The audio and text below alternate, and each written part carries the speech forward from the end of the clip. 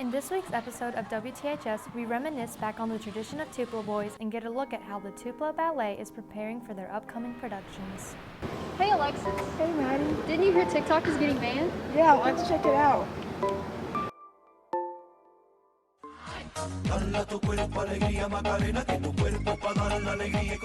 Pretty, that's when the hunger really hits me. Your little heart goes pitter patter. I want your liver on a platter. Wait. Baby, you have become my addiction. Bean Piccolo, get that soul strong.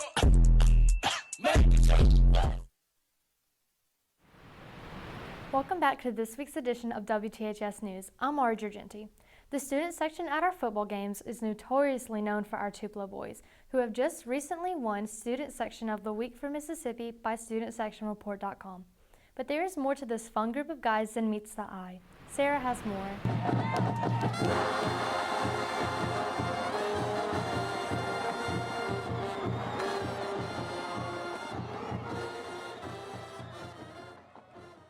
From the campus grounds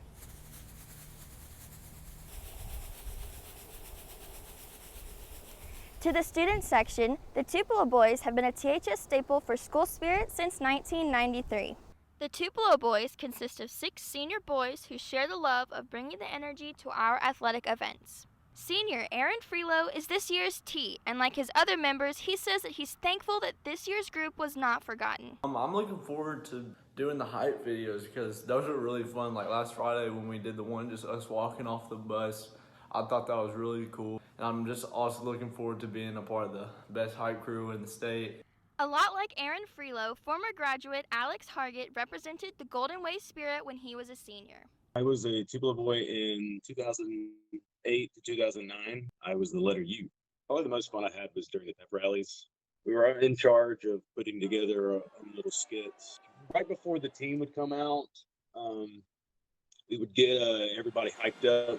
I felt it was an honor to be a Tupelo boy, to be able to represent just the 6 guys, just the embodiments of the Tupelo Golden Wave, and just basically leading the entire student body. While the concept of a Tupelo boy wasn't set in stone until the early 2000s, our very own principal, Mr. Dobbs, participated in the idea in 1994 as the letter L. Back then, it was no tryout process. Basically the previous guy kind of asked you to take it over from there. We went to a pep rally. We went out and danced with the cheerleaders, did a skit. And now we wore our shirts to the games, but our shirts were literally spray painted with the TUPELO on there. I graduated from here. I went kindergarten through 12th grade.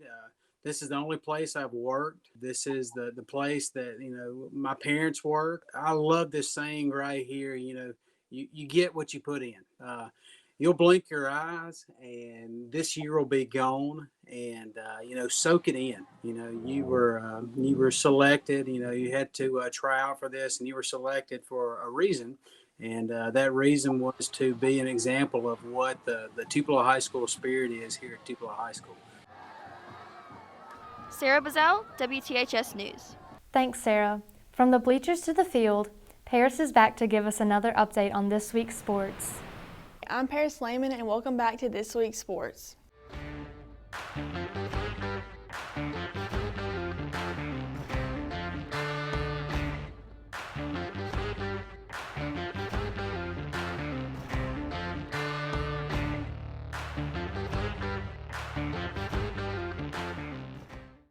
This past Friday, our football team picked up a big win against West Lauderdale. On the Wave's first play of the game, Jarius McGinnister ran 71 yards for a touchdown. Also, McGinnister ran another one in from 6 yards out, so at the half, the Wave had a total of 196 offensive yards, with Jake Ware going 6 for 11, and McGinnister had 6 carries for 87 yards and 2 touchdowns. But the biggest play of the game was the blocked field goal by the Golden Wave, which gave Tupelo the ball to close out the win. Jarius McGinnister was recognized as the Johnny O's Player of the Game. The next game will be tonight at 7, which is the first division game against Hernando. Also, our Lady Wave volleyball team picked up 3 huge wins this week against Alcorn Central, New Albany, and Oxford. This past Tuesday, the team had senior night, which honors 6 seniors. Kelsey Burt, Hallie Davis, Alyssa Halls, Maggie Griggs, Mallory Peters, and Ivy Young. These 6 players were honored for their hard work over the past 4 years for the Lady Wave. Senior Michaela Anderson committed to Jones College to continue her academic and athletic career in tennis. This past weekend, our cross-country team had a hard-fought race at the Saltillo Invitational. The boys team finished 3rd overall and the girls team finished 7th. The team will host the Tupelo Invitational tomorrow with the boys competing at 9 and the girls will compete at 9:40.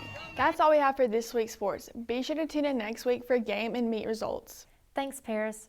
Back in March, the Tupelo Academy of Dance Arts had to put a pause to their in-person classes, but now they are preparing for their first production of the season. Mary Allen puts on her dancing shoes to show us more.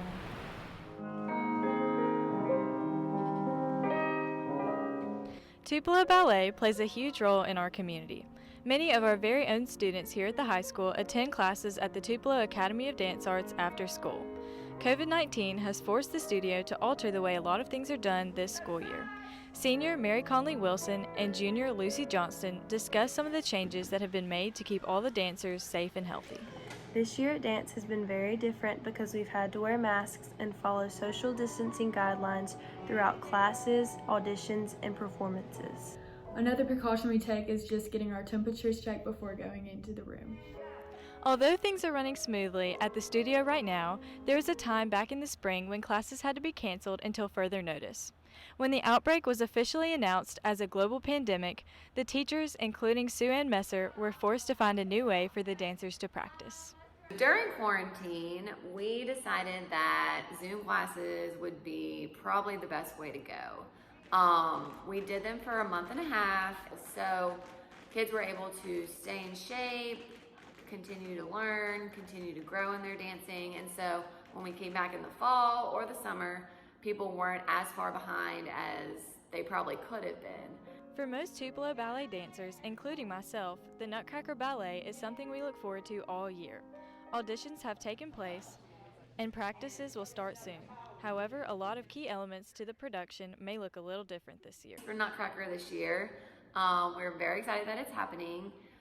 The main thing is that our venue has changed. So we're going from the PAC to the Bancorp South Arena. This decision was mainly to be able to space out more, have people come, be socially distant, and it's just one day at a time, but I think by the time Nutcracker comes around, it's going to be just as exciting and such a great opportunity for the kids to have right before Christmas.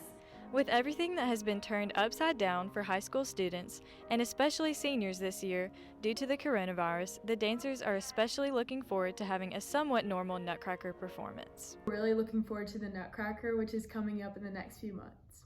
This is very special to me because this is my 12th and final year to participate. Mary Ellen Wolf, WTHS News. Don't forget to look at tonight's game day forecast on Twitter and Instagram, and make sure you stay up to date on all homecoming court information. Thanks for tuning in to this week's edition of WTHS News. Once again, I'm Ari Giorgenti. See you guys next time.